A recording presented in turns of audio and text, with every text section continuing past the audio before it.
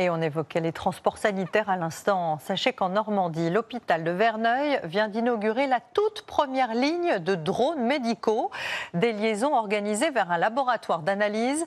Une technologie qui évite des allers-retours en voiture et qui n'en est sans doute qu'à ses débuts, comme nous l'expliquent Lucas Barbier et Antoine Santos.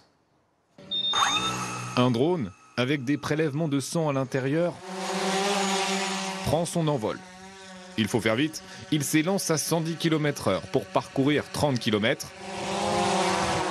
En 15 minutes, le drone arrive au laboratoire d'analyse de l'Aigle. Les échantillons. Moins d'une heure avant, aux urgences de Verneuil-sur-Avre. Bonjour madame. Geneviève était prise en charge pour des vertiges. L'infirmière doit lui faire une prise de sang. En fait, votre bilan, il est envoyé à l'Aigle après, par drone. Ça va plus vite. Un petit peu plus vite, oui, effectivement. Une fois prélevés, les échantillons de sang de tous les patients sont rassemblés. Bonjour. Le laboratoire de la ville a fermé il y a 3 ans. Le drone vole à une certaine altitude et donc pour éviter tout problème, on met tout en sécurité. Jusqu'à présent, les échantillons étaient transportés en taxi. Pour les trajets réguliers, le drone ne fait gagner que 10 minutes, mais il fait la différence pour les urgences. Sur les prélèvements urgents, on gagne jusqu'à 40-45 minutes parce qu'on a effacé le temps de transit du coursier jusqu'à l'hôpital. Le drone assure 5 rotations par jour dans 70% des cas.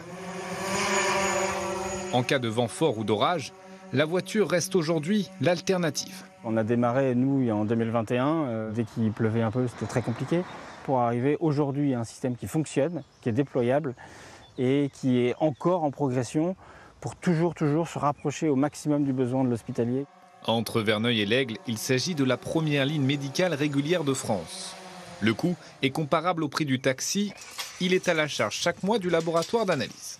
Sur l'année, sur un service 24-24, 7 jours sur 7, on est autour de 150 000 € par an.